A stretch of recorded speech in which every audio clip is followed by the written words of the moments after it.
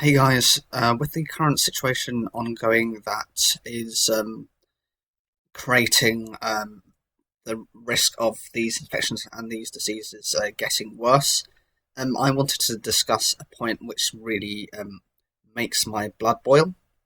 This is the kind of arrogance of illegals to be able to actually get into countries they have no right to be in. Now, I'm taking this from the UK standpoint, although the information coming here is from America.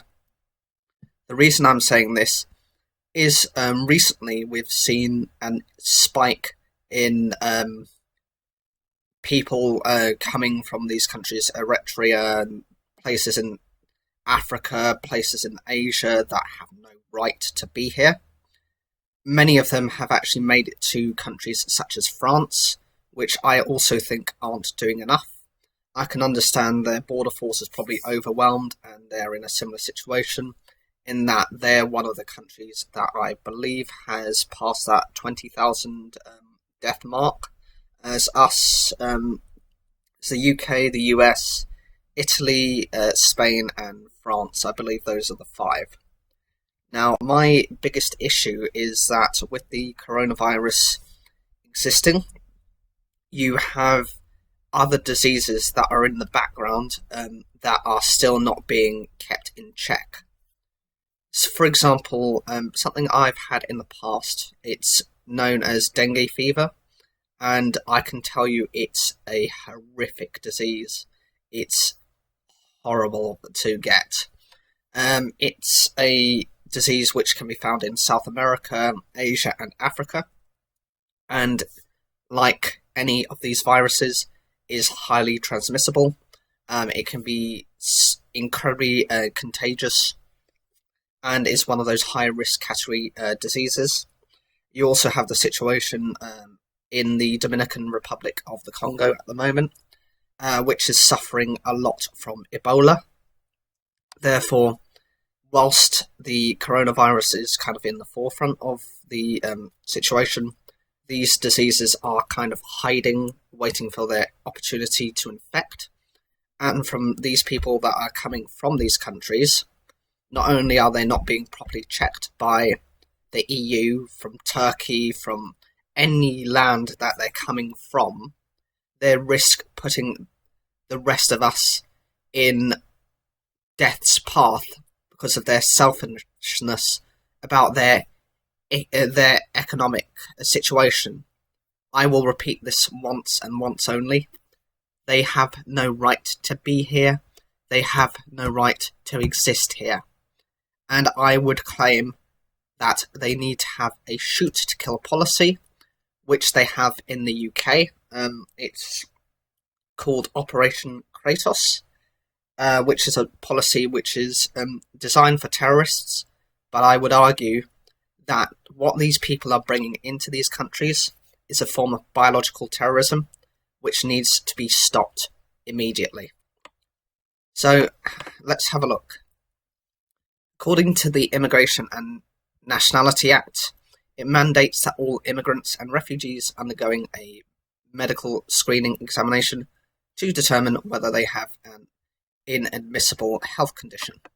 The Centers for Disease Control and Prevention has technical instructions for medical examination of prospective immigrants in their home countries before they are permitted to enter the US.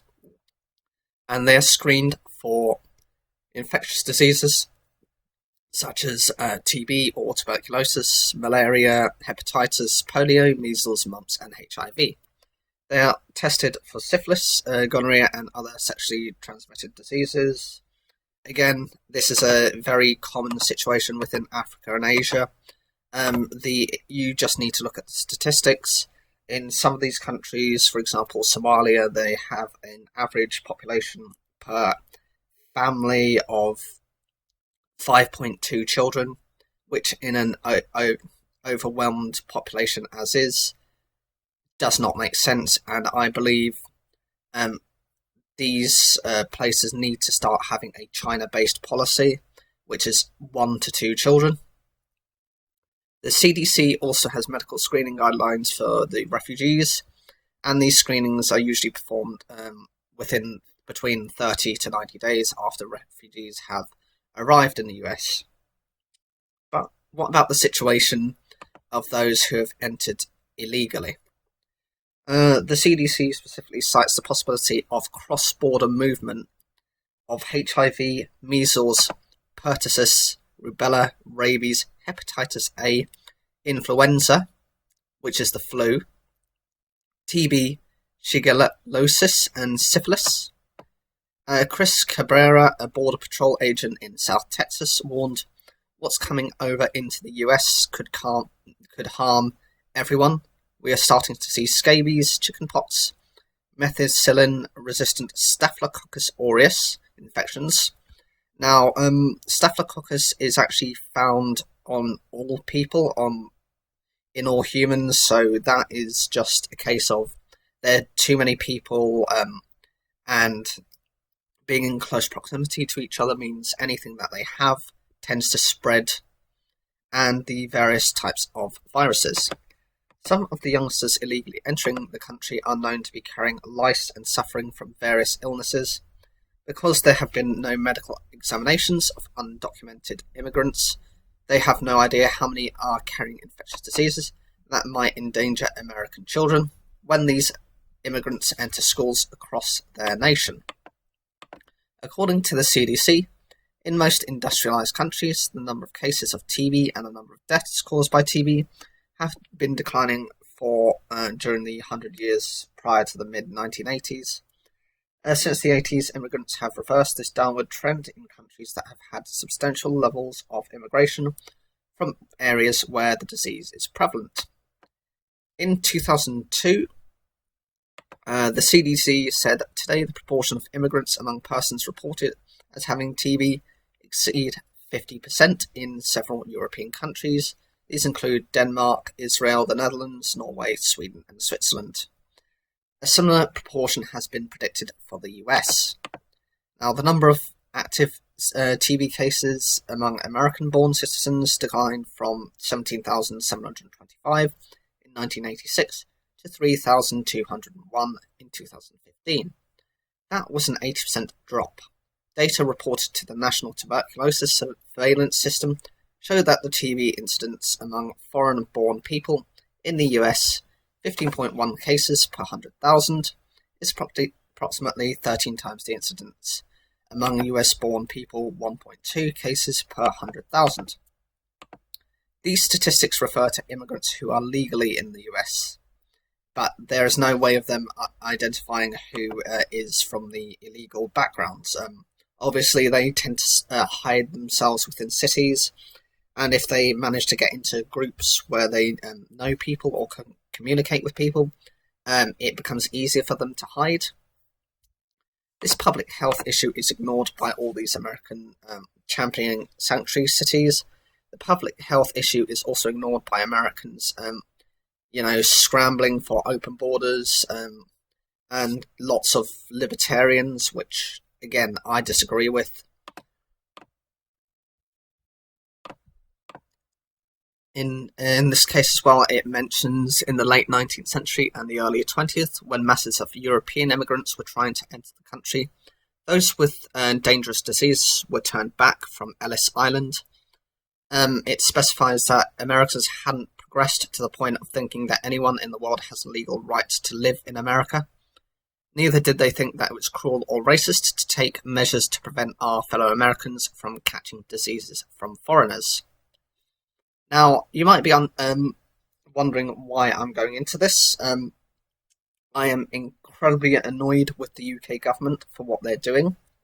They're allowing not only these illegals to enter the country, which is disgusting, especially in a situation that we are now, where many of those, the UK is starting to kind of see reductions in the daily deaths. Yesterday it was recorded about 400, just over 400 deaths from the coronavirus. That is our lowest total throughout the entirety of April. That means we're showing progress. In comparison, Countries such as Singapore, which have previously been able to kind of keep down their numbers, are now seeing their numbers increase. Whilst we're starting to kind of recover, we risk going back into, a second phase of coronavirus deaths caused by illegals whose only contempt is for their own selfishness. I would ask that the border controls are reinforced, and that if this continues to happen, a shoot-to-kill policy is fully adapted. Further to this, we're seeing approximately a significant number of people entering the country from airplanes. They're only now starting to go to the point of, again, basically what happened is when the first lot of news about the coronavirus came, and it identified as Wuhan was the epicenter. What we did was anyone basically coming from there would be put in quarantine for 2 weeks. Then this was progressed to China. Then for some reason we stopped doing this, and only now are we starting to re-quarantine people. The problem with this is it's already here. We're already getting cases. We could have been like New Zealand and Australia. We could have been facing less deaths because we are an island. We benefit from not having... We have this massive level of water between us and Europe, which we can benefit from just keeping our borders safe and our people safe.